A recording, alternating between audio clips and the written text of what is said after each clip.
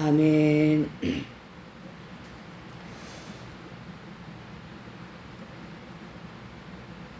네, 이제 오늘 이 시간부터 또 이제 우리가 교제를 중심으로 해서 하나님 중심으로 사는 삶이라는 이 이제 그 주제를 가지고 이제 중요한 내용들을 좀 영성에 관계되는 것을 좀 다뤄보고자 합니다. 해서 교제가 있기 때문에 이 교제를 가지고 이제 영성에 관계되는 그런 말씀을 우리가 이제 함께 공부해 보겠습니다.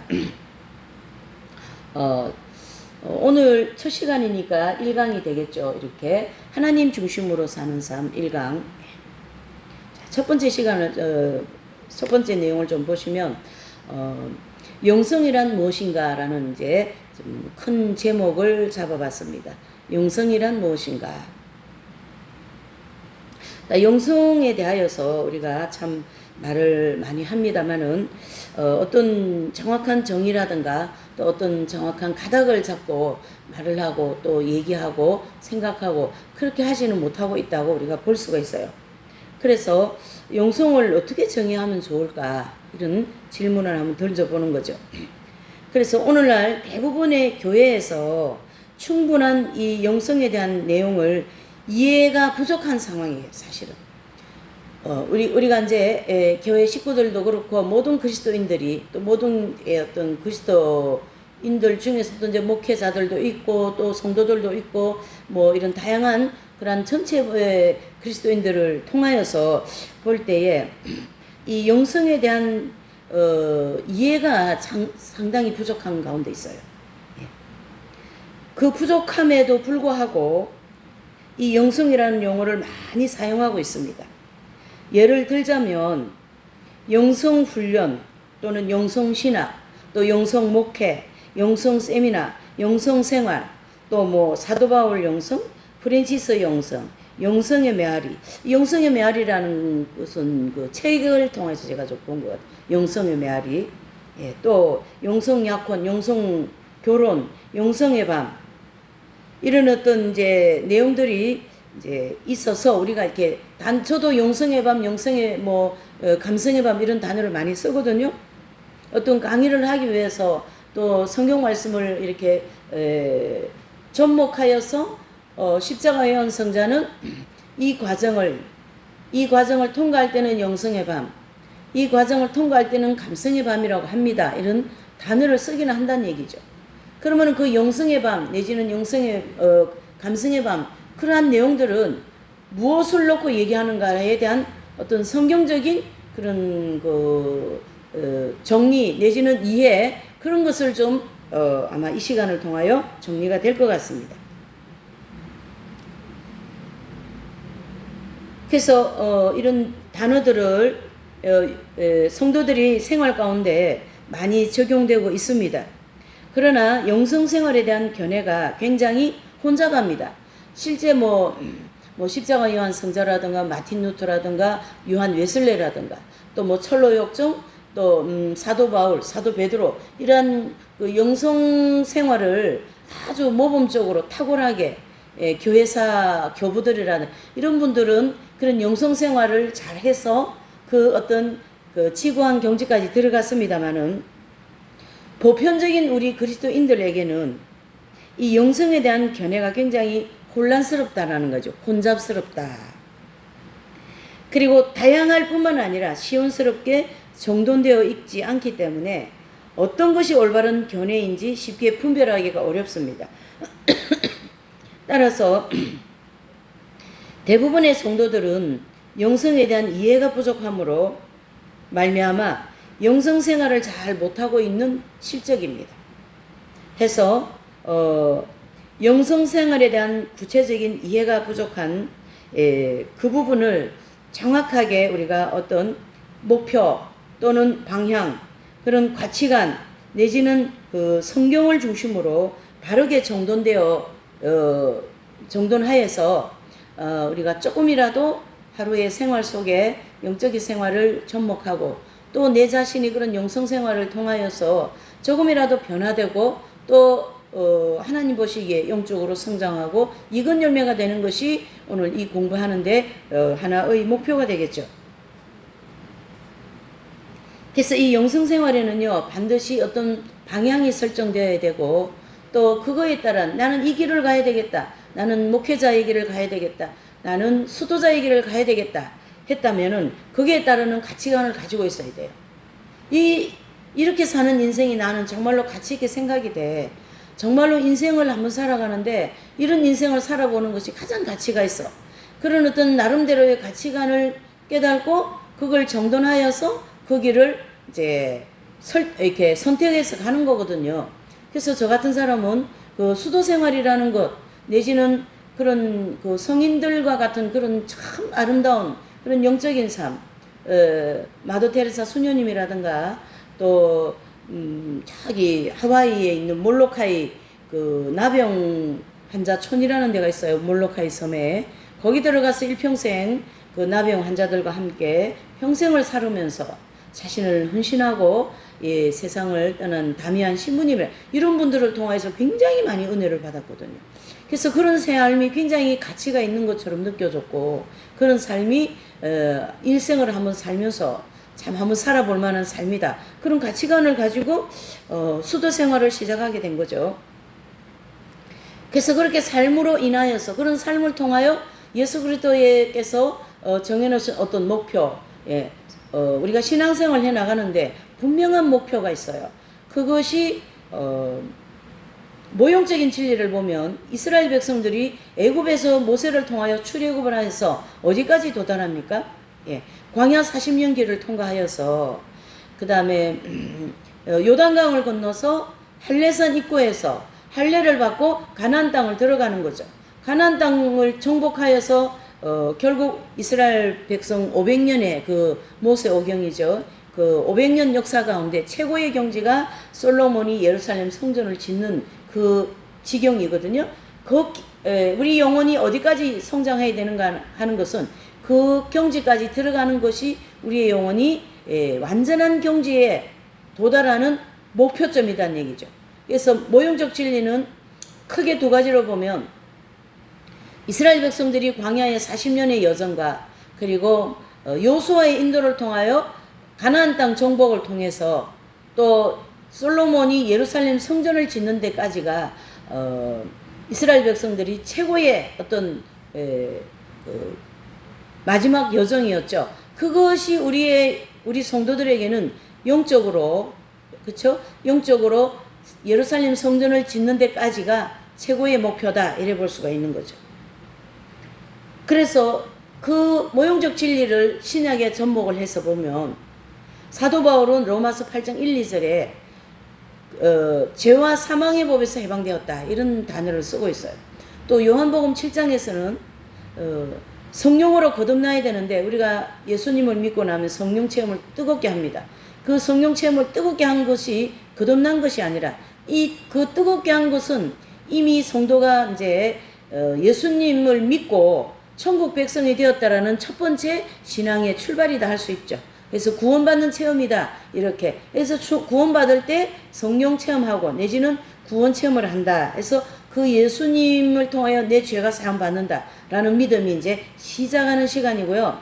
그 시작부터 하여서 끝까지 그 과정을 이제 목표점까지 가야 하는 과정이 바로 로마서 8장 1, 2절 즉 죄 문제가 완전히 해결되고 사망 죄 문제가 해결되었으니까 사망이 이미 이제 사망 권세를 이겼겠죠. 그래서 죄와 사망의 법에서 해방되었다 이런 말을 쓰고 있는 거죠.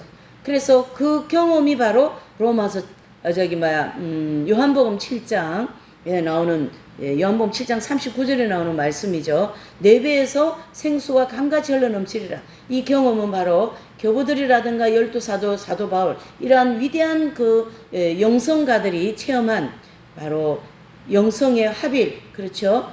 신부의 경지 뼈라의 경지에 들어간 상태를 가르쳐 얘기합니다. 그래서 영성의 그 방향이 거기에 되어 있고 또 영성의 목표는 바로 뼈라 경지라고 하는 신부. 그래서 우리가 계시록 21장에 보면 성도들을 하나님께서 두 분류로 나누고 있어요.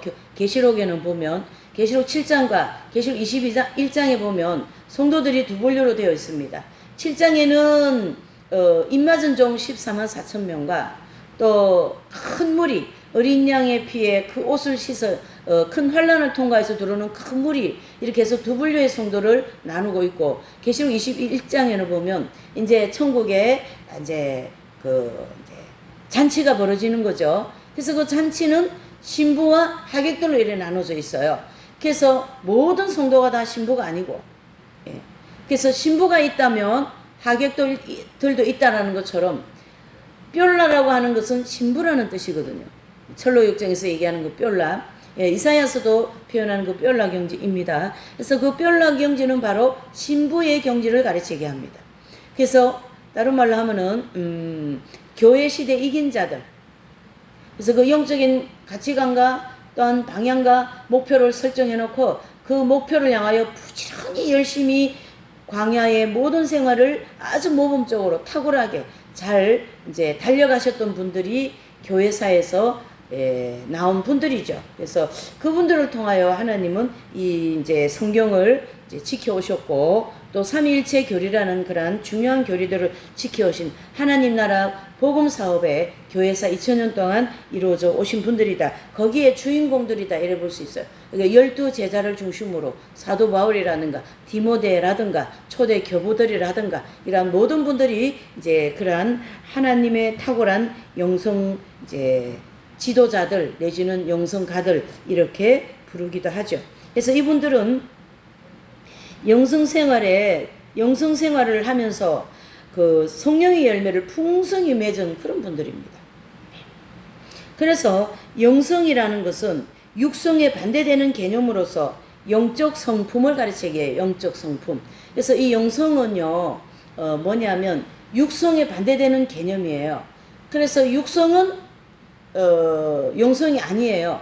그러면 영성은 육성이 아니죠. 그래서 영성에 반대는 육성, 육성에 반대는 영성, 이렇게 좀 볼 수가 있는 거죠. 그래서 영적인 성품, 예수님의 성품, 하나님의 성품, 그렇게 볼 수가 있어요. 그래서 영적 생활을 잘 한다라는 것은 예수님의 영성이 우리 성도들의 마음과 행실을 주장하면서 성령의 인도를 온전히 받으면서, 온전입니다. 네. 주님의 형상을 바르게 닮아가면서 또 빛의 열매를 풍성히 맺게 되는 것을 가르치게 합니다. 영성이라는 것은 예수님의 성품, 하나님의 성품이잖아요. 그러니까 그 성품을 우리가 그대로 이제 닮아가는 거죠. 거기에는 하나님 말씀이 있고 그리스도의 십자가의 보혈이 있고 또 성령의 도우심이 있고 그 사람이 하나님 뜻에 순종하고자 하는 순종의 내용도 있고, 이런 것들을 어울러서 영성생활이다 또는 영성성품이다 이렇게 얘기하죠. 해서 철저한 영성생활을 하게 되면 영적으로 바르게 성장을 하는데요. 그 내용이 바로 갈라디아서 5장 22절 23절의 말씀에 보면 25절까지죠. 예.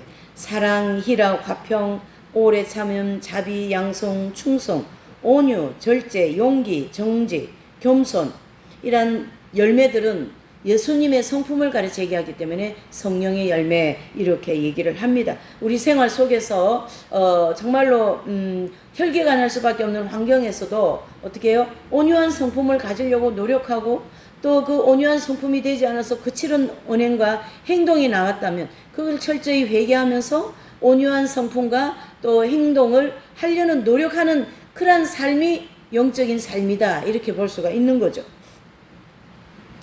또 갈라디아서 5장 24절에 보면 그리스도의 예수님의 사람들은 육체와 함께 그 종과 욕심을 십자가에 못 박았다 이런 말씀이 나옵니다. 그래서 우리가 가지고 있는 이 육신, 육성, 육신의 성품 이런 거죠. 자아중심적인 삶이라는 거죠. 주제가, 이거의 내용의 주제가 뭡니까? 하나님 중심으로 살아야 되는데, 다른 말로 하면은 자기 중심으로 산다는 얘기죠. 생각도 자기 중심, 말도 자기 중심, 행동도 자기 중심. 예, 뭐 어떤 사역을 해도 이거 할 때 내가 뭐 어떤 자기 중심이라는 게 그렇습니다. 만약에 목회자라면 교회 부흥시키는데 목적을 가지고 있다면 그건 자기 중심적인 목회죠. 만약에 수도 생활하면은 자기중심적인 수도 생활도 있겠죠.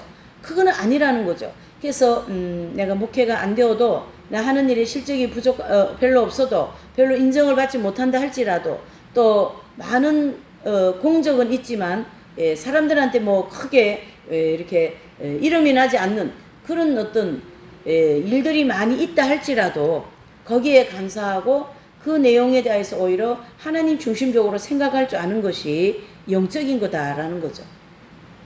우리가 하나님 일을 하고 선교도 하고 많은 일을 하지만 그 일을 할 때 다 사람들한테 내지는 다 모든 성과가 좋다고 볼 수는 없는 거예요.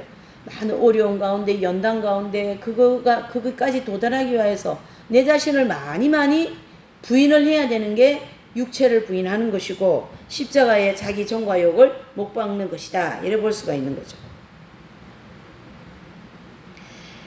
해서 이러한 성령의 열매를 즉 빛의 열매를 풍성히 맺고 영적으로 잘 성장하기 위해서는 우리가 어떻게 해요? 빛, 어둠, 선과 악, 그 다음에 성령의 소욕과 육체의 소욕 또는 영적인 것과 육적인 것, 또 하나님 중심적인 것과 자기 중심적인 것, 또 상급받을 수 있는 행실과 상급받을 수 없는 행실 등 이러한 내용들에 대하여서 정확한 지식을 가지고 철저하게 실천해야만이 되는 것이에요. 막연하게 자기중심적으로 자기 나름대로 깨달았다고 해서 그거의 자기 성령의 열매라고 볼 수는 없습니다. 우리가 이 성경 말씀을 많이 묵상하고 또 매일 성경을 읽고 예배드리고 말씀을 많이 듣고 또 영적인 관계되는 서적을 많이 읽고 그러면서 내가 또 연단받고 말이죠. 성령께서 내 속에서 늘 깨닫게 해주시고 실패한 것도 또 느끼게 해주시고 그것이 잘못되었다고 인정할 줄 아는 겸손한 마음과 함께 이런 것이 다 어우러져서 하나의 열매가 되고 그것이 훈련이 되어서 영성 삶을 즉 영적인 삶을 살게 된다 이런 뜻이 되는 거죠. 그래서 이 영성 생활에 대한 이해가 부족한 것은 영성 생활을 잘 하지 못하고 있는 것은 바로 이런 성령의 역사와 예수님의 성품과 또 하나님의 말씀을 깨달음과 또 연단을 받으면서 자기의 부족함 또 실패한 거 또 어떤 목회를 하였지만 실적이 별로 없는 거 이런 다양한 환경을 통하여 연단이죠. 그런 걸 통하여서 영성생활이 무언가 조금씩 눈을 뜨게 되고 또 가만히 했던 사람들이 겸손해지고 포악했던 사람들이 온유해지는 그러한 삶을 통하여 영성생활을 하는 것이죠. 이 영성생활이라는 것은 우리가 이제 잘 안다고 생각하지만은 내가 하고 있는 일이 잘 하고 있다고 생각하지만은 하나님 보실 때 그것이 밝은 빛이 아닌 것은 결국 영성생활이 아니라고 볼 수가 있다. 또 그것을 받아들이는 겸손한 마음이 또 필요하다. 이렇게 볼 수가 있는 거죠. 자, 영성에 대한 두 번째로 영성에 대한 용어, 이해와 정의를 보면요. 신앙의 방향과 목표 또는 가치관 그것이 정립 안 되고 기복신앙 초점으로 방향을 흐리게 합니다. 무슨 말이냐면 신앙의 어떤 방향 좀 전에 얘기한 것처럼 또 그 방향에 대한 가치관 그런 것이 잘 정립이 안 되어 있으면요. 내 나름대로 신앙생활이 방향이 어디로 가게 되냐면요. 기복신앙으로 초점이 흐르게 된다는 얘기죠. 그래서 아마 우리 대한민국만 봐도 뭐 세계적인 거로까지 나갈 건 없는 것 같고요.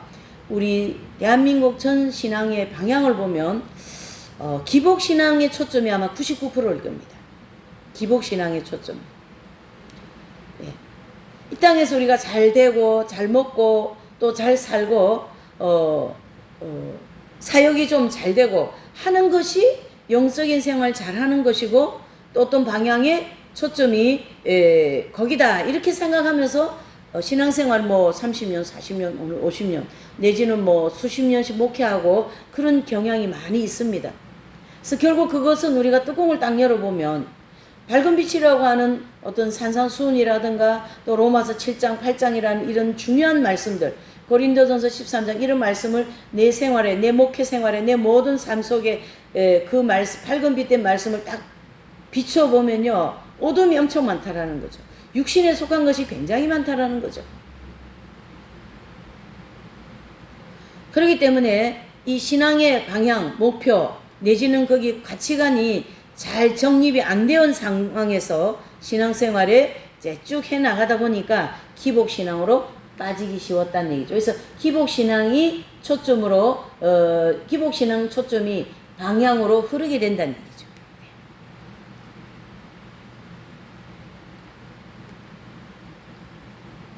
자, 그러면은 이제 우리가 영성에 대한 어떤 성경적인 중심으로 한번 정돈을 좀 해보죠. 영성하면은 성경으로 와야 돼요. 영성의 첫 출발은 성경 중심으로 가야 되는 거기 때문이죠. 해서 영성에 대한 성경으로 성경 중심으로 정돈을 하면 이제 좀 아까 얘기한 것처럼 영성이라는 것은 육성의 반대 개념으로서 영적인 성품을 가르치게 합니다. 그래서 갈라디아서 5장 22절 25절 말씀과 같이 이렇게 사랑, 희락, 화평, 오래 참은 자비, 양성, 충성, 온유, 절제, 용기, 겸손 이란 열매들은 예수님의 성품이라고 했잖아요. 이 성경에 나와 있는 말씀이죠. 이런 성품으로 우리가 내 성품이 바뀌어져야만이 영성생활 내지는 영성의 사람으로 나아가고 있다. 또 영적 성장을 해 나가고 있다. 이래 볼 수가 있는 거죠. 그래서 대표적으로 이 영성에 가장 가까이 또 우리가 아주 알아듣기 쉽고 쉬우면서도 가장 지키기 어려운 말씀이 마태복음 5장에서 6장 7장 말씀이고 고린도전서 13장 로마서 8장 로마서 12장 이러한 말씀이죠.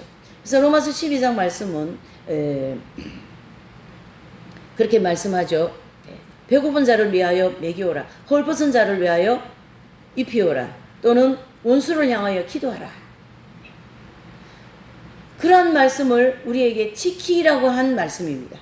그냥 읽으라는 말씀이었는데 그 말씀을 지켜야 된다. 이래 볼 수가 있는 거죠.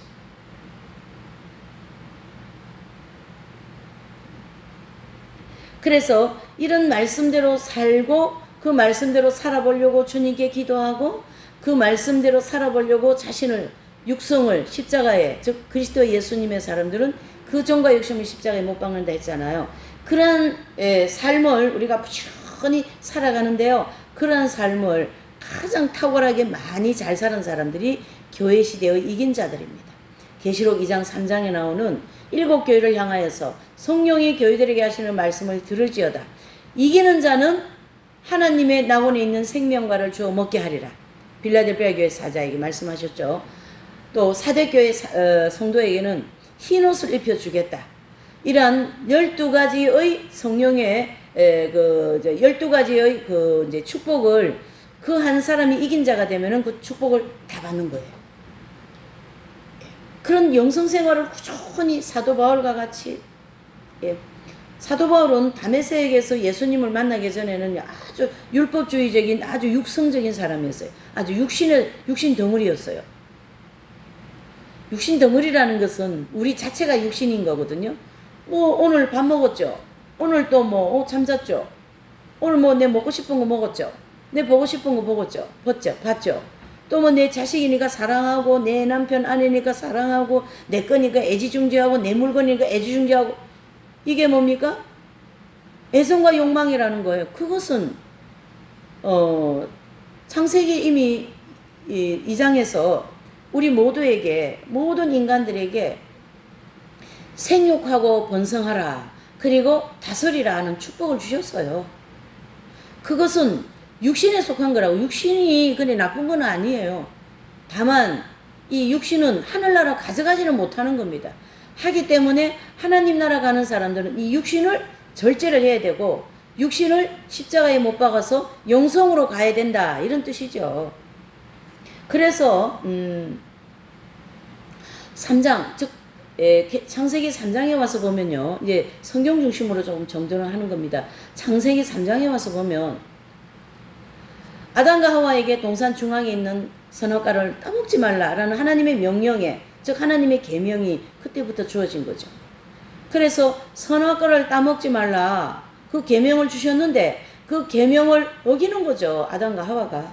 그래서 선악과를 따먹음으로써 하나님 앞에 죄를 짓게 되고 하나님 앞에 부끄러워서 동산 나무 뒤에 숨게 되고 하나님을 부를 때에 막 숨어버려요. 왜? 죄를 지어서 부끄러워가지고. 그때부터 모든 우리 그 아담과 하와의 후손들은 아담과 하와가 지은 모든 그 원죄, 그때부터 원죄가 들어오잖아요. 그 원죄로 인하여서 모든 인생들은 죄인이다 이래 볼 수가 있는 거죠. 그래서 하나님 중심적으로 살지 못하는 사람이 창세기 3장부터 아담과 하와 이후부터 그래 된 거예요. 불순종 이후부터. 그런 사람을 하나님께서는 요한복음 3장 16절에 하나님께서 세상을 이처럼 사랑하사 독생자를 주셨으니 이는 저를 믿는 자마다 영생을 줄 것이다 그러셨죠? 그래서 저와 여러분들은 그 예수님, 즉 십자가에 못 박혀 죽으신 예수님을 우리는 믿고 그 예수님 믿음 까닭에 천국 백성이 된 거예요. 그래서 우리는 천국 백성이 되었기 때문에 당연히 이 타락한 육신은 십자가에 못 박고 절제의 열매 중에 절제도 있거든요. 여기 있잖아요. 열매 중에. 예. 이 절제의 절제를 하는 거죠. 밥을 2숟갈 먹을 거는 1숟갈만 먹고, 새끼를 먹는 것을 2끼만 먹고, 내가 좋아하는 것을 조금 절제하고, 건강을 위해서는 조금씩 그런 거는 이제 섭취를 해야 되지만은, 어떤 하나의, 먹기 위하여 막 맛있는 거를 탐하기 위하여 탐식적인 그런 식생활은 결코 절제 생활이 아닙니다. 성경에는 굉장히 절제를 많이 얘기하고 있어요. 그래서 이 육신대로 살아버리면 성령의 역사가 그 사람한테는 일어날 수가 없어요. 왜? 육신대로 사는 게 자중심적인 거거든요. 그래서 우리가 하루 정해진 식사를 하고 또 그런 생활을 성무일가적인 생활을 하는 건 아주 좋습니다. 그리고 나를 중심으로 자녀도 있고 가정도 있고 남편도 아내도 뭐 친구도 있고 아주 그게 정욕인 거거든요. 그게 바로 애정과 욕망이잖아요. 혈육 간의 애정, 남녀 간의 애정, 친구 간에 대한 애정, 사물에 대한 애정. 예. 또 물욕, 성욕, 수면욕, 명예욕. 또 뭐죠? 예. 물욕, 성욕, 그다음에 명예욕, 또 수면욕, 예. 식욕, 예. 이 욕망 5가지. 그리고 애정 4가지. 이렇게 9가지라 해서 그걸 육신이라 그러거든. 육신, 육성, 정욕 이렇게 얘기하거든. 그래서 하나님의 나라는 먹고 마시는 나라가 아니고, 그렇죠? 하나님의 나라 가서는 우리가 이 육신을 맨날 아침밥 먹고 저녁 먹고 그런 게 안 하는 거예요. 시집가고 장가가는 일이 없어요. 천국에는. 그래서 우리는 이미 예수님을 믿고 천국 백성이 되어진 사람들이기 때문에 이 땅에서 천국적인 삶을 사는 훈련을 하는 곳이 바로 광야 40년의 훈련의 과정이죠. 그래서 그 훈련 과정에서 우리에게 어떤 지침서를 내렸냐면 마태복음 5장, 6장, 7장. 비판하지 말라. 판단하지 말라. 오른손이 하는 일이 왼손이 모르게 하라. 금식할 때는 머리에 기름을 바르고 하여라. 베풀거든 베풀미 있으면 내가 갚을 사람이 없는 사람 나가서 전원자들, 병신들, 가난한 자들을 불러서 잔치를 베풀라. 그러면 그 사람들이 너에게 갚을 게 없지 않겠냐? 그러면 하늘의 상이 너에게 큼이라. 이게 다 영성적인 삶을 통하여 이루어지는 것이죠. 얼마나 하나님은 우리에게 내가 행하는 모든 것을 은밀하게 하기를 원하시냐면요. 오른손이 하는 일이 왼손이 모르게 하기를 원하실 정도로 그렇게 합니다.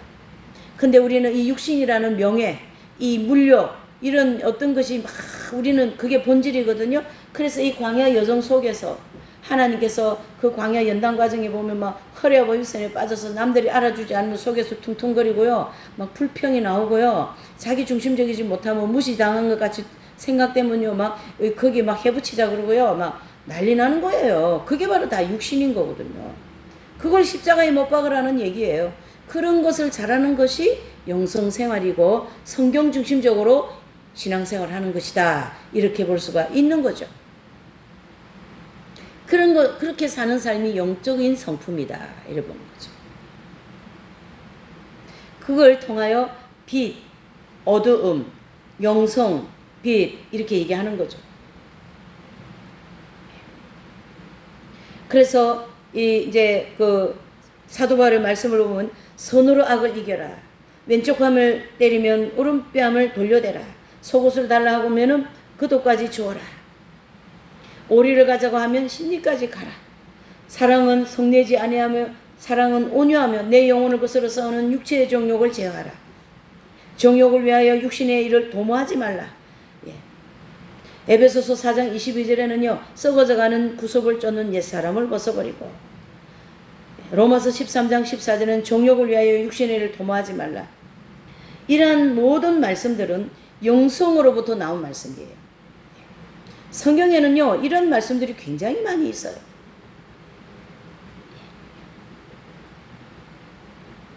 그래서 이 지금 이제 마태복음 5장, 6장, 7장, 또 고린도서 13장, 또 에베소서 4장 22절, 로마서 13장 14절, 이런 말씀들은 다 어떻게 해요? 빛에 대한 말씀이죠. 빛. 예, 밝은 빛이라고 할 수가 있어요.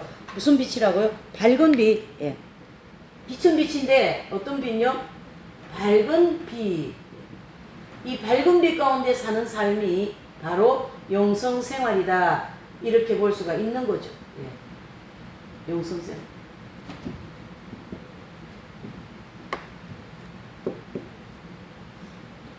그래서 우리는 이런 육성을 십자가에 못 박으면서 절제하는 삶과 또 예수님의 성품을 담기 위하여 하루하루 생활 속에서 규모 있는 생활을 한다면, 규모 있는 식생활, 규모 있는 기도생활, 규모 있는 모든 이런 사람을 만나고 시간 관리나 이런 모든 것이 경건 중심으로, 경건 생활 중심으로 해나가는 그런 영적인 삶은 바로 무슨 삶이라고요? 영성 생활.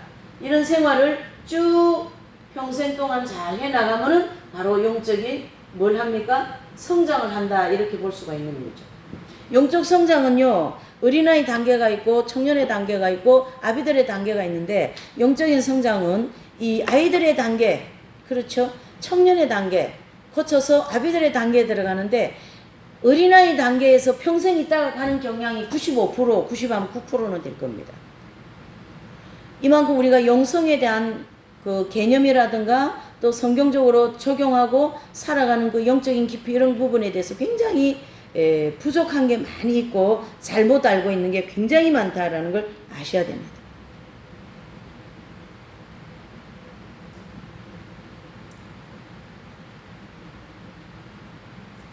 그래서 로마서 7장 8장에 보면, 로마서 7장은 육신에 관계되는 것을 아주 디테일하게 기록을 한 거고, 로마서 8장은 영성에 들어간 사람에 관계되는 말씀으로 아주 디테일하게 기록해놨죠. 왜 그러냐면 사도 바울이 그걸 경험을 한 거거든요. 로마서 7장을 통하여서 내가 말이지 사도라는 이름을 칭하고 있는데, 사람들한테 사도라는 이름도 듣고 내 자신이 사도가 아니냐. 사도라면 예수님의 제자, 즉 사도인데, 사도라고 하는 사람이 왜 내 마음에 이렇게 죄가 이렇게 올라오느냐, 이런 말씀이죠. 그렇죠? 그걸 가지고 고민하고 사도 바울이, 예, 사도 바울이요 그걸 가지고 엄청나게 고민을 많이 합니다. 그래서 로마서 7장 19절 20절에 보면은 내 속에 이 선한 의지가 있다. 그래서 나 하나님 뜻대로 살고 원수도 사랑하고 그 사람 나를 미워하고 돌팔매 던지면 그를 사랑하고 사는 마음을 가지려고 하는데, 뭔가 모르게 내 한쪽 곁에는 그를 향한 미운 마음이 뭔가 모르게 꼬물꼬물 올라오더라는 얘기죠. 불평이 생기더라는 얘기죠. 도대체 이게 뭔가 하면서 7장을 다 기록하면서 그 고민 끝에 사도 바울이 이제 그게 도대체 뭔가, 한쪽 마음에서 올라오고 있는 그 어둠의 마음이 그게 뭔가, 하나님은 저 원수를 향하여 사랑하라고 그러는데 사랑하려는 의지는 있어요. 예? 선한 의지라고 할 수 있어요. 예. 선한 의지는 있는데 한쪽에서는 또 어떤 악한 의지가 나오더라는 거죠. 선한 의지와 악한 의지가 이게 도대체 뭔가라는 것을 아주 디테일하게 기록해 놓은 것이 로마서 7장 경험인 거거든요. 그래서 로마서 7장 경험의 마지막 사도 바울은 이제 깨달았어요. 그게 바로 뭐냐면은, 내 속에 선한 의지는 있지만 이 의지와 관계없이 한 법이 있다라고 얘기하고 있어요. 요 한 법이 바로 뭐냐 하면 원죄를 가르치게 합니다. 원죄. 그래서 뭐 콜럼버스가 아메리카 대륙을 발견한 것처럼 내 속에 이 원죄라는 것이 있는 이상에는 나는 선을 행할 능력이 없다. 그러면서 오호라 나는 공고한 사람이로다. 누가 나를 이 사망의 몸에서 해방하랴, 이런 처절한 고백을 하면서 8장 1, 2절을 넘어오잖아요. 그래서 8장 1, 2절에 죄와 사망의 법에서 해방되었다, 이런 얘기를 합니다. 그래서 로마서 8장에서는 로마서 8장이죠. 8장 1, 2절이에요. 1절, 2절에는 죄, 그 다음에 사망입니다. 잘 보세요. 이 죄는요, 사망을 가져오는 거잖아요. 그래서 죄와 사망에서 뭐 했다요? 해방이 되었다. 그렇다면은 사도 바울은 이 경험이 바로 무슨 경험이냐 하면요. 무슨 경험입니까? 원죄가 뿌리를 뽑아지는, 즉 해결되어지는 경험이라는 얘기죠. 그래서 사도 바울도 다메섹에서 예수님을 믿고 바로 이 경험에 들어간 것이 아니라 긴 세월 동안 광야 연단을 통과해서 로마서 7장이라고 하는 엄청난 죄와 싸우는 그런 피 흘리기까지 싸움의 경험을 통하여서 8장 1, 2절의 경험에 들어간 거거든요. 그래서 다른 말로 하면은 이스라엘 백성들이 광야 40년을 통과해서 가나안 땅 들어가는 경험하잖아요. 그러니까 여호수아서 5장 9절에 할례하는 시기 있어요. 할례 받는. 그래서 그 할례를 받고 이스라엘 백성들이 이제 가나안 땅 들어가는 것처럼 사도 바울도 광야 연단 과정을 다 마치고 영적 할례 받았다, 이런 뜻이죠. 이 로마서 8장 1, 2절은 죄와 사망의 법에서 해방됐다. 그래서 우리가 길을 지나가다가 당신이 죄인이요, 이렇게 얘기하죠. 그러면은요, 난 죄인이라는 것을 나도 모르게 인정하고 살아가고 있어요. 뭐 당연히 저 같은 사람 죄인이라는 것을 인정하고 살아가고 있죠. 예. 아직 죄 문제가 완전히 해결되지 않았어요. 그래서 그 죄 문제를 해결하기 위한 목표를 향하여 달려가는 것이죠. 그래서 잘 보셔요. 이제 사도 바울이 이 경험을 한 것이 바로 요한복음 7장에서는 내 배에서 생수가 강같이 흘러 넘치리라, 그 경지라는 거죠. 고린도전서 13장 그 사랑의 경지에 들어갔다는 얘기죠. 사랑이 합일이 되었다는 이런 뜻입니다. 결국은 이 갈라디아서 5장 22절 25절의 말씀, 이 성령의 열매를 다 맺으면서 사는 삶이 로마서 8장 1, 2절의 말씀이다, 이렇게 볼 수가 있습니다. 이 영성의 사람이다, 영적인 사람이다, 이긴 자다, 이래 볼 수가 있는 거죠. 그래서 우리가 성경에 대한 영성에 대한 성경 중심으로 정돈을 하자면 성경 말씀은 굉장히 무수하게 많이 있어요. 많이 있는데 이 이긴 자 경지, 즉 생명과를 먹는 경지, 또는 이 성령의 열매를 온전히 맺는 경지, 또는 산상수훈의 말씀을 온전히 지키는 경지, 고린도전서 13장 말씀을 온전히 지키는 경지가 영적인 지고한 경지, 즉 가나안 땅 들어간 경지이고, 그것이 바로 뻬라 신부의 경지에 들어갔다, 이렇게 볼 수가 있습니다. 이렇게 성경적으로 정리를 해볼 수가 있고요. 또 이제 그러한 분들은 교회사 2000년 동안 탁월한 영성 지도자들, 그분들의 영성 생활을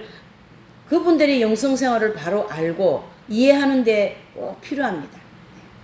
그래서 영성 생활은 예수 그리스도를 닮는 예수 그리스도의 삶을 따라 사는 것인데, 이 교회 시대에 이긴 자들은요, 하나님의 말씀을 따라 인내하며 실천적인 삶을 살았어요. 미래적인 삶을 살았던 거예요. 미래적인 삶과 현세적인 삶이 있다면, 현세적인 삶은 어때요?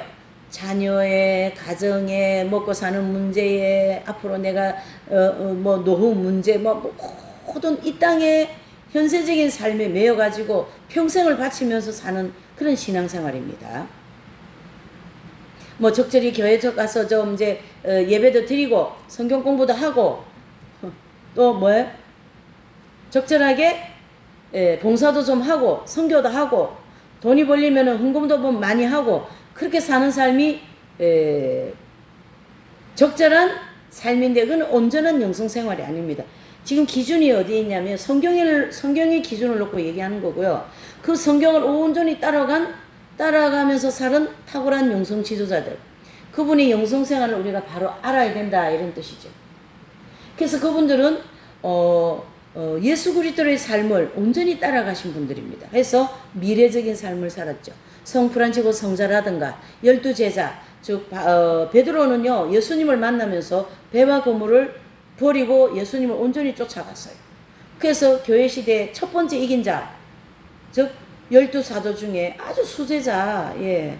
그래서 천국에 천국 12지파의 지파장들이 되지 않습니까? 엄청난 은혜를 축복을 받은 분들이에요. 이분들은요. 예. 그래서 이분들을 계시록 2장 3장에는 이긴 자들이라 이렇게 얘기하는데요. 교회 시대 이긴 자들은 하나님 말씀을 따라 인내하며 실천적인 삶을 살아요. 하나님 말씀을 실천하지 않으면 다음 성경 넘기질 않으세요. 이세종 선생님이라는 분은요. 저기 전라도 광주 남원 쪽에서 나온 분인데요. 이분은 1930년대 그때 이제 아주 우리 대한민국 가난할 때 그런 때 이제 신앙생활을 했는데요. 이분은 별명이 뭐냐면은 호세아를 닮은 성자예요.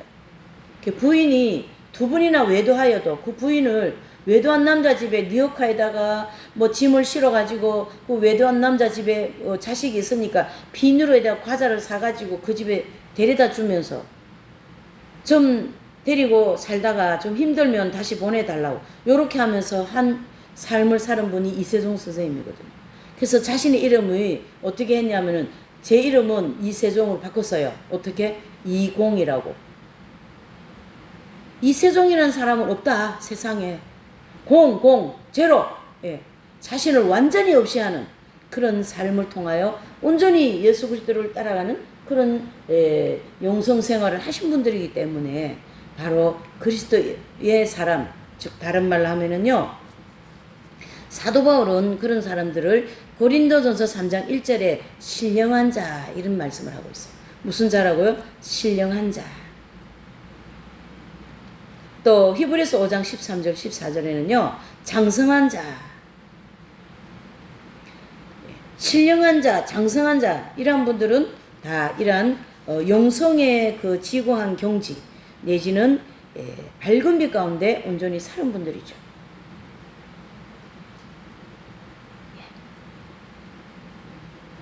그래서 계시록 3장 10절을 보면요. 빌라델피아 교회 사자에게 말씀하시는데 내가 인내의 말씀을 지켰다 이런 말씀을 하고 있어요. 인내의 말씀 지켰다. 자, 인내의 말씀을 지켰다라는 것은 우리가 어떻게 적용을 해야 되냐 하면요.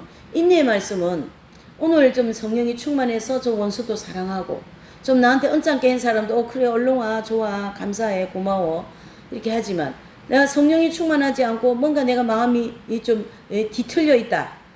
내 마음대로 뭐가 좀 흡족하지 않다. 그러면 어때요? 내 마음에 들지 않는 사람, 좀 내 기분에 좀 거슬리는 말을 들은 그런 순간에 그냥 혈기가 나고 불평이 나오고 짜증이 나고 그러면 어떻게 한 거예요? 인내의 말씀을 지키는 것이 아니에요. 그래서 여기에서 말하는 이 인내의 말씀을 지키는 것은요. 오늘 예수님을 믿었습니까? 하나님 나라 들어갈 때까지 그 하나님 말씀을 인내하면서 지키고 안 되면 넘어지죠. 이긴 자들도 넘어질 때가 있었어요. 사도 바울 넘어졌잖아요. 왜요? 예수님을 막 핍박하면서 넘어졌잖아요. 또 베드로는 예수님을 3번이나 부인하면서 넘어집니다. 이 교회사에서 보면 예수님을 믿기는 믿으면서도 넘어지는 그런 실패, 그런 아주 실패하고 그 실패에 대한 그 정말 안타까운 마음과 함께 막 주님 앞에 나와서 회개하고 또 그 실패를 통하여 내 자신이 겸손해지고 하는 그런 아픔과 고통을 통하여 인내의 말씀을 지킨 거거든요. 네, 24시간, 1년 12달, 10년, 20년, 30년 그렇게 넘어지지 않고 말씀만 지킨 것이 아니에요. 넘어지면 또 일어나고 넘어지면 또 일어나면서 자신의 잘못을 인정하고 회개하고 돌이키면서 가면서 인내를 했다 이래 볼 수가 있는 거죠. 또 계시록 3장 5절에 보면요. 사대교회 성도에게 흰옷을 입혀주신다 그랬어요. 그 흰옷은 거룩을 상징하는 건데요. 이 흰옷은 거룩을 상징하는 것은 거룩하게 되었다라는 표적으로 입혀주는 옷이거든요. 그러니까 그 흰옷을 입혀주신 것은 바로 그 성도들, 사대 교회에 있는 그 성도들이 이긴 자가 되었다 이런 뜻입니다. 여러분. 그러니까 목회자도 아니고 성도들이 그 사대 교회에 굉장히 많이 핍박이 있었거든요. 그때 당시.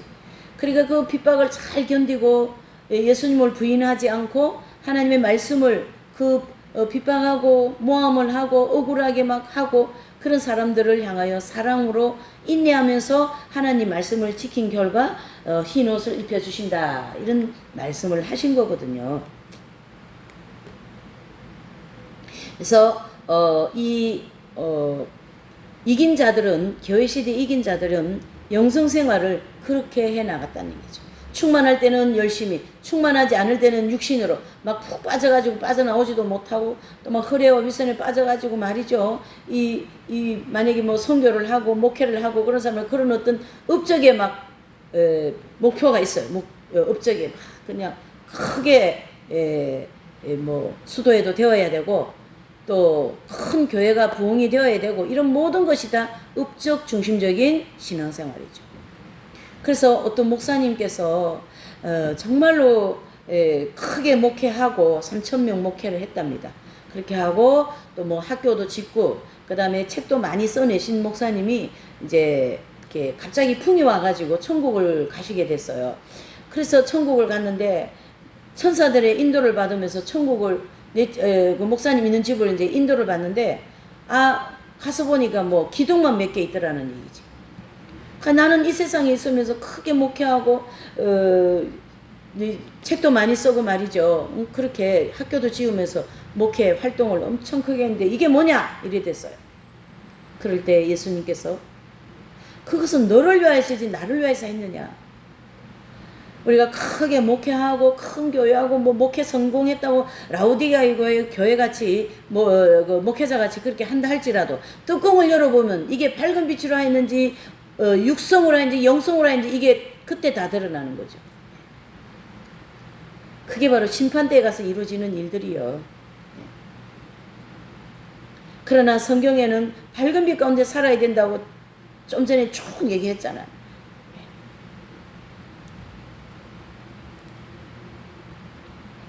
그리고 고린도전서 2장 15절 16절에 보면요. 우리는 판단받지 않는다 그랬습니다. 사도 바울께서 한번 읽어보실게요. 이거 중요한 얘기죠. 여기 고린도전서 2장이에요. 고린도전서 2장 15절과 16절입니다. 신령한 자는 모든 것을 판단하나 자기는 아무에게도 판단을 받지 아니하느니라. 누가 주의 마음을 알아서 주를 가르치겠느냐. 그러나 우리가 그리스도의 마음을 가졌느니라. 아멘. 누구의 마음을요? 그리스도의 마음. 이 사도 바울은 이러한 경지에 들어오신 거예요. 즉 영적 할례, 생명이 합일되어진 전신갑주를 입은 분, 계시록 중심으로 하면 신부가 되신 분들, 요한복음 7장의 생수의 강이 배에서 흘러넘치는 이런 영적인 체험을 하고 계시는 아주 최고의 영적 목표에 도달한 그런 분이다 이래 볼 수가 있는 거죠. 그래서 그렇게 영적으로 성장한 분을 누가 판단하려고 누가 가르치겠습니까? 그 말인 거예요. 지금 이 사도 바울 말씀은. 그래서 신령한 사람들은 심판대에 갈지라도 심판받을 게 없습니다. 왜 그러냐면요. 이 땅에서 이미 그 40의 가만 매를 몇 차례 맞고 감옥에 갇히고 추위에 또 헐벗음에 또 배고픔에 그 많은 40의 가만 매를 여러 번 맞고 말이죠. 그러한 고난을 통하여 애정과 욕망이 다 십자가에 못 박고 또 7가지 원죄라고 하는 죄악성, 교만함, 태만함, 아집함, 질투함, 또 음란함, 거짓되고 포악한 이런 태만한 이런 죄들이 다 뿌리가 뽑아졌다는 얘기예요. 광야 연단 과정이 끝났다는 얘기죠. 그러니까 심판대에 갈 일이 없어요. 그 광야를 통과하면서 그게 다 심판을 받으면서 회개하고 심판받고 회개한 그런 여정을 다 통과했다 이런 뜻입니다. 그래서 그분들은 결코 정죄함을 받지 않는다. 로마서 8장 1, 2절이죠. 그러므로 이제 그리스도 예수님 안에 있는 자에게는 결코 정죄함이 없다라고 말씀하시고 제 문제가 다 해결되어진 사람이기 때문에 이러한 얘기를 할 수 있다라는 거고요. 그래서 사도 바울은 이 경험에 대해서 로마서 7장과 로마서 8장을 정확하게 기록을 해주고 있습니다. 그래서 우리가 이런 생활을 할 때 영적인 생활을 개발을 해야 돼요. 영성생활 개발.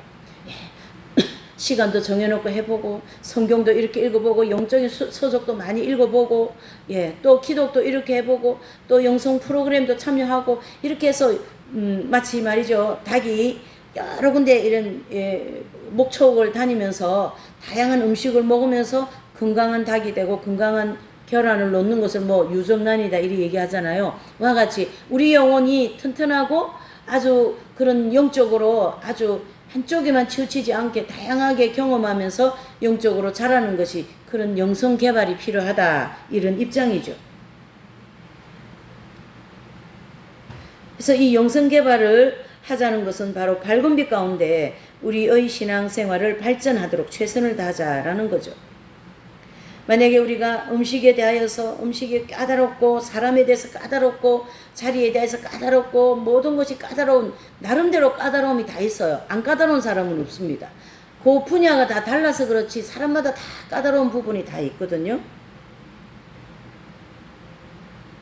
음식에 대해서 까다로운 사람은 이 음식이 맛있고 맛없고 조금 저기 하면 음식에 대한 타박이 되고 그러는 부분은요 순간순간 십자가에 못 박아야 됩니다. 저 같은 사람들은요, 저 같은 경우에는 음식은 그렇게 막 까다롭지가 않은데 뭐에 까다롭냐면요, 사람 또는 자리에 많이 까다로워요. 장소. 좀 장소가 좀 뭔가 좀 지저분하고 좀 막 그러면은 좀 힘들어요. 잠을 못 자죠.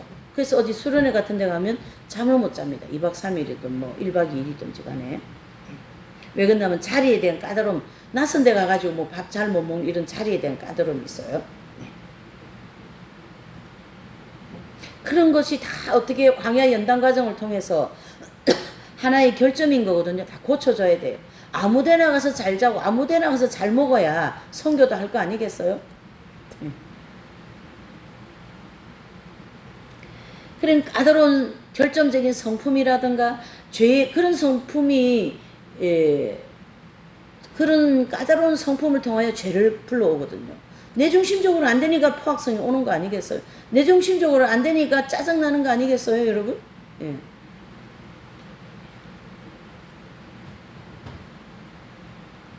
또 우리가 어떤 강의를 나가고 부흥사가 돼서 부흥회를 나가고 뭐 그렇게 많이 하잖아요. 뭐 목회자라고 한다면 그렇게 뭐 사람들한테 훌륭한 목회자라고 인정을 받는다 할지라도 밝은 빛을 비춰볼 때 그게 육신의 냄새가 풀풀 나는 거죠. 예. 자아중심적인 언어 또 어떤 그 물욕에 대한 그런 욕심, 사람이 많이 모이는 데만 부흥회를 간다든가 그렇지 않는 목사님은 정말 훌륭한 거죠. 시골 깡시골에도 좀 와주시라 그러면은 또 성경 가방 들고 가는 거예요.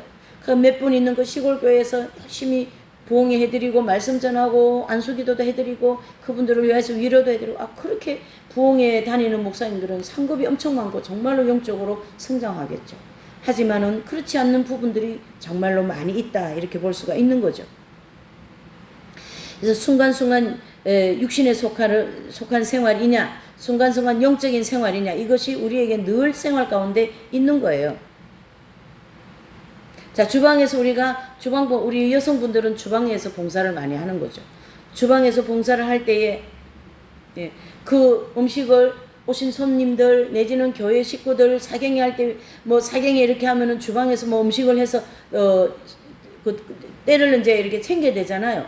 그러면은 그분들을 섬기기 위해서 음식을 열심히 만들고 그건 다 상급이 되고 그게 바로 용성생활인 거예요. 그러나 집에서 우리 자식들 우리 남편 또 뭘 먹어야 맛있을까 뭘 이거 해먹을까 저거 해먹을까 이것이 맛있지 저것이 맛있지 이 음식 맛있는 거 쫓아다니는 거 요즘 엄청나게 그 웰빙 말이죠. 교회 뭐 안에도 뭐 목회자 뭐 말할 것도 없습니다. 여러분 말할 것도 없어요. 그런 부분은 다 육성입니다. 다 육성. 물론 한 끼를 해결하기 위해서 우리가 식사를 하는 것은 좋지만은 그렇지 않는 경향이 굉장히 많거든요. 여러분 굉장히 많거든요. 그래서 우리가 음식 하나에도 다른 사람을 위하여서 하고 그 사람을 위하여서 음식을 해준다면 그거는 영적인 것이고 또 그것은 상급이 되는 것이기 때문에 영적인 거하고 상급하고 발급이하고 이게 다 같이 한 세트라고 늘 간다고 그랬죠. 예. 그러니까 이웃을 위하여서 제가 어떻게 해요? 식사를 대접했다. 그분들을 사랑하는 마음으로 했다. 그렇죠? 이 식사를 한번 대접한다고 해보세요. 그래서 이웃을 위하여서 이웃을 사랑으로 이웃 사랑으로 그럼 이 이웃 사랑은 결국 하나님 사랑으로부터 온 거기 때문에 그렇죠? 결국 뭐가 되는 거예요? 상급이 되는 것이고 이건 빛이 되는 것이고 난 뭐예요?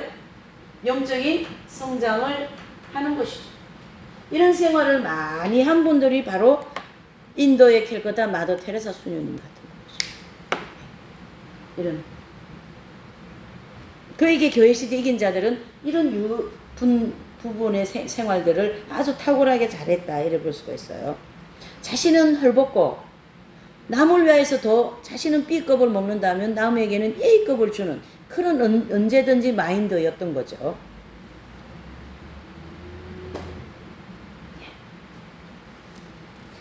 그래서 반대로 내 자식을 위하여 내 교회를 위하여 내 것을 위하여 내 물건을 위하여 애지중지 내 차 누가 끌고 먹으면 막 그냥 화가 나가지고 누가 끌겠냐 하고 막 그러는 생활은 다 육성 내지는 오둠이다 이래 볼 수가 있는 거죠.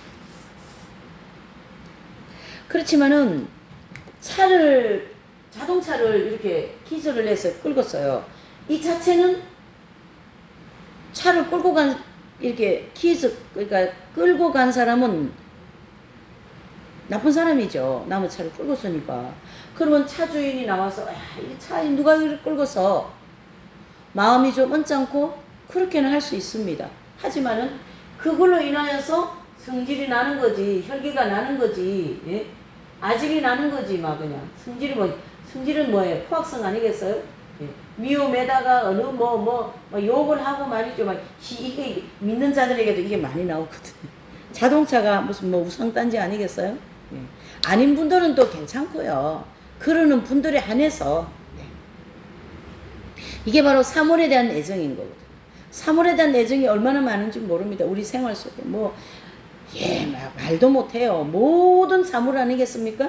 또 지금 이 시대는 사물에 아주 넘쳐 흐르는 시대 아니겠습니까? 집안에 무슨 물건, 또 가전제품, 또 좋은 집, 또 좋은 인테리어, 좋은 자동차, 내 입는 옷, 신발, 가방, 드는 거, 다 해당되는 거죠. 거기에 애지중지하는 것은 다 육적인 생활이라고요. 육적인 생활은 죄는 아닙니다. 그렇지만은 육적인 생활은 천국하고 관계가 없고 그것이 너무 깊어지면 죄를 불러온다 이런 뜻이죠. 내 물건이 없어지니까 화가 난 거지.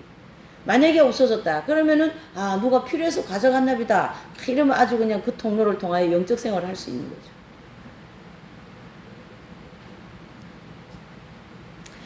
그래서 영성 생활을 철저하게 해 나가신 분들은 바로 이러한 프랜시스 성자라든가 분도요스 라브로 성자라든가 마더 테레사 수녀님이라든가 이러한 위대한 성도들을 가르쳐 얘기하는 거죠. 이분들을 탁월한 영성 지도자들이다. 그래서 이분들의 영성 생활을 우리가 자세히 보는 것이 성인전을 많이 읽어야 된다. 이렇게 얘기할 수 있는 거죠. 또 영성 생활의 목표, 방향, 가치관 이것이 성경 중심으로 바르게 정돈되고 이해되고 깨달아 목표를 향하여 나아가는 사람들. 목표를 향하여 나아가는. 그래서 로마서 5장 3절에서 5절에 보면 환난은 인내를, 인내는 연단을, 연단은 소망은 하나님 사랑이 부원받음이라 그랬습니다. 여러분, 이 하나님의 사랑이 부원받음이란 이 마지막 말은 무슨 말이냐면요. 이제 광야의 연단 과정을 다 마치고, 그렇죠? 광야 연단 과정이라는 것은 이스라엘 백성들이 이제 이렇게 이제 출애굽을 했어요. 이 출애굽을 하면은 구원의 시작이거든요. 교회 생활 시작이다 이래 볼 수가 있죠. 그래서 우리가 첫 번째 연단을 받고 두 번째 연단을 받고 세 번째 연단을 이런 크게 세 차례의 광야에서 뭘 받습니까? 연단을 받는다 그런 뜻이죠. 이 연단을 받으면서 어떻게 해요? 영적으로 성장을 해 나가는 것이거든요. 가만히 앉아 있으면서 영성생활도 하지 않고 그냥 그렇게 해서는 영적인 생활을, 영적 성장이 이루어지지가 않습니다. 교회가 회복되려고 그러면 모든 목회자들 내지는 모든 성도들이 영적인 성장을 하는데 해결책이 있어요. 영적인 성장이 되면요, 영적으로 성숙해지잖아요. 성숙해진다면 성숙한 그리스도인들이 되어서 사회에서 빛과 소금의 역할이 제대로 되는 거죠. 영적으로 성장이 안 돼서 아직 어린아이 단계들이 있는 성도들이 더 99% 있기 때문에 밖에 나가서 믿지 않는 불신자들이나 또 믿는 성도들, 즉 그리스도인들이 별로 구분이 안 된다 그런 뜻이죠. 그래서 자꾸 교회가 욕을 얻어먹는 것이죠.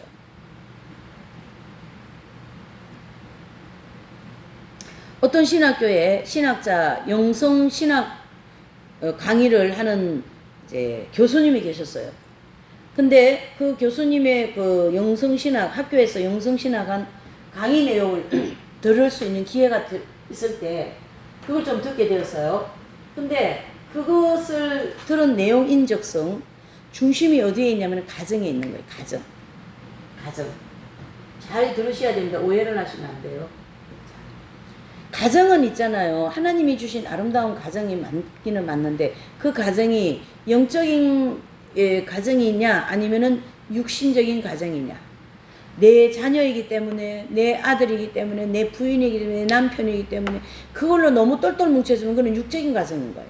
그러나 이 가정을 하나님께서 이 자녀를 아버지 선교사로 보내겠습니다. 이 자녀를 하나님 잘 믿는 뭐 수도회를 보내겠습니다. 이런 어떤 목표를 가지고 자녀를 키우고 또 이 자녀를 하나님 나라를 위해서 사용되는 그런 자녀가 되게 해달라고 어릴 때부터 기도하고 말이죠. 부모님들이 그런 기도 많이 하시죠. 그런 부모들을 가정에서 훌륭한 목회자, 훌륭한 선교사, 훌륭한 수도자들이 나오는 거예요, 여러분. 네. 근데 철야 기도를 가야 되는 건데, 철야 기도를 가야 되는데 이 강의 내용에 볼 때에 철야 기도는 왜 했냐 이 얘기예요. 왜? 집에서 열심히 가정을 지키고 있어야지 뭐 철야 기도 가냐. 다른 말로 하면요, 열심히 부인하고 잠도 잘 자고 그렇게 해야지 왜 철야 기도를 매년 가냐고 그런 얘기가 거기 막 들어 있었던 거예요.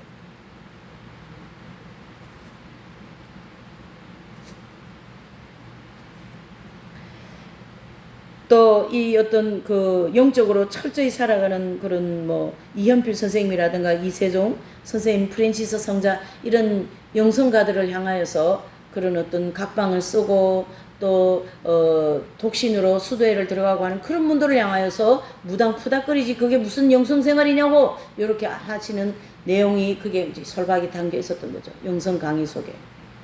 그거는 아니다라는 거죠. 우리가 이런 내용을 통해서 분별을 할 줄 알아야 돼요. 판단을 할 필요는 없습니다. 그건 하나님이 판단하실 일이고 그것은 아닌 거는 맞아요. 그렇죠? 부부가 한 방에서 잠을 자는 그런 일보다 교회 가서 철야기도 하는 게 더 영적인 것이죠. 그렇죠? 자녀 사랑보다 하나님 사랑이 더 크다라는 걸 언제나 목표로 가지고 사는 것이 영적인 것이죠. 또 영성신학이라고 가리키는 그 내용은 그런 철야기도 가는 것보다 가정을 지켜야 된다 이렇게 하는 내용은 영성 강의가 아니라 육성 강의예요. 육성은 육성인 거니까 우리가 이렇게 해서 영적인 것과 육적인 것을 잘 구분할 줄 아는 그러한 분별력이 우리에게 필요하다 이런 뜻이죠. 물론 가정도 잘 지켜야 됩니다. 그러나 우리가 철야기도 기도하기 위해서는 바울이 반드시 각방을 쓰라 이런 얘기가 있습니다. 또 사도 바울 고린도서 7장에 보면 결혼하는 것도 죄는 아니다. 하지만은 결혼 안 하는 거는 더욱 좋다. 권면하는 말씀이 있죠. 사도 바울이 분명히 거기에 말씀하고 있어요. 영성생활 하기 위해서는 각방을 써라. 기도하기 위해서. 그러나 정욕에 불타서 죄를 지으면 안 되니까 합방하라. 이런 내용들이 잘 나와 있다는 얘기죠.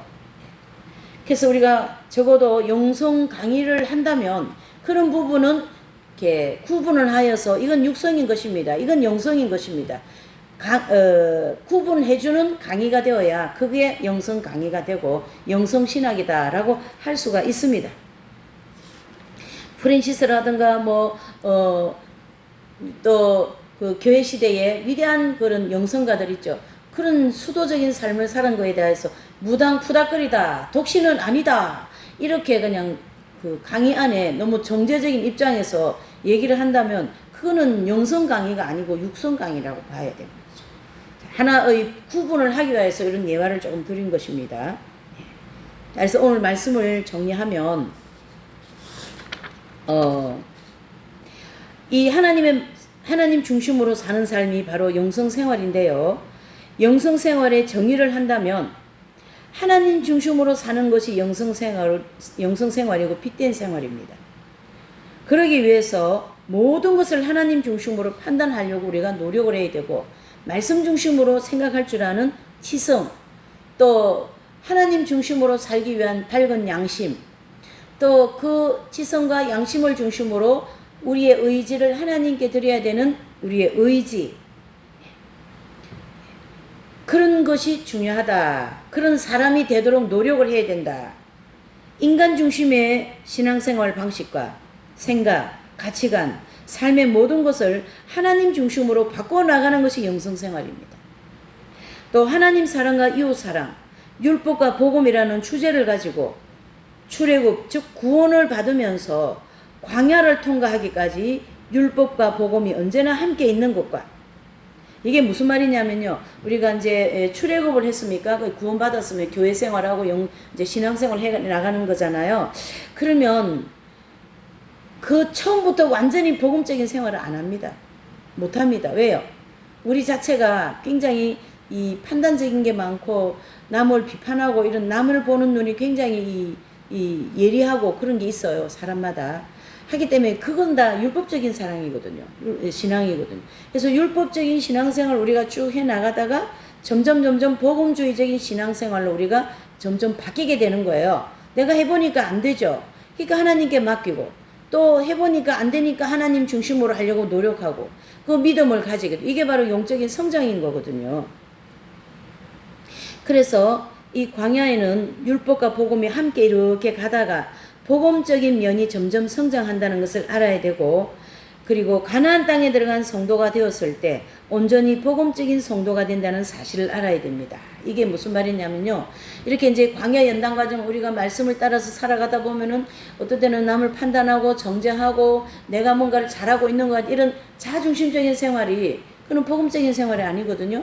그래서 내가 안 되는 걸 하나님께 맡기고 또 기도하고 믿음으로 실패하고, 그러면서 복음주의적인 사람, 즉 복음주의적인 신앙으로 발전하면서 결국 가나안 땅 들어간, 즉 사도 바울이나 12제자 같은 이러한 분들은 온전한 복음주의적인 삶을 사는 거죠. 그러니까 산상수훈의 말씀을 다 지키는 거예요. 산상수훈 말씀은요, 광야에서 신앙생활을 할 때는요 다 못 지킵니다. 그 말씀. 어찌 오른쪽 뺨을 떼는데 왼쪽 뺨을 돌려댑니까? 속옷을 다는데 어떻게 겉옷까지 줍니까? 오른손에 하는 일이 어떻게 모르게 합니까? 내가 조금 해놓은 업적이 사람들 안 알아주면 얼마나 짜증나고 불평하고 막 속에서, 아니면 겉으로 말을 하고 막 그러는, 우리가 얼마나 많이 경험합니까? 그거는 복음적인 삶이 아니거든요. 그러니까 그런 생활이 점점 줄어들고 복음적인 삶이 온전히 되는 경지가 가나안 땅 들어가는 이긴 자의 경지다, 이래 볼 수가 있는 거죠. 그게 바로 복음적인 삶을 사는 것이다. 그래서 그 이긴 자들의 경지에 들어간 분들은요, 마태복음 5장, 6장, 7장을 다 지켜버립니다. 로마서 8장 말씀이 다 경험되어 버렸습니다. 하나님의 인내의 말씀을 다 지킵니다. 왜요? 하나님의 사랑이 그 마음에 부음받았기 때문이죠. 그렇게 해서 복음적인 생활이 더 깊어지고 더 풍성해집니다. 더 성령의 열매를 많이 맺는다, 이런 뜻입니다. 각양각색의 은사, 마음을 뜨겁게 하셔서 결국은 덕의 열매를 맺게 하시고, 도덕적인 면에서 온전히 복음적인 생활을 하는 성도들이 바로 로마서 8장 경지에 들어가게 되는 성도들이고, 또 고난과 징계라는 주제를 가지고 성도의 생활 가운데 나타나는 여러 가지 시험을 것들을 어떻게 받아들이면서 그 가운데 어떤 마음의 자세를 가지고 살아가야 하는지 대해서 하나님 중심적으로 사는 삶에서 알려주고 있다. 이렇게 볼 수가 있습니다.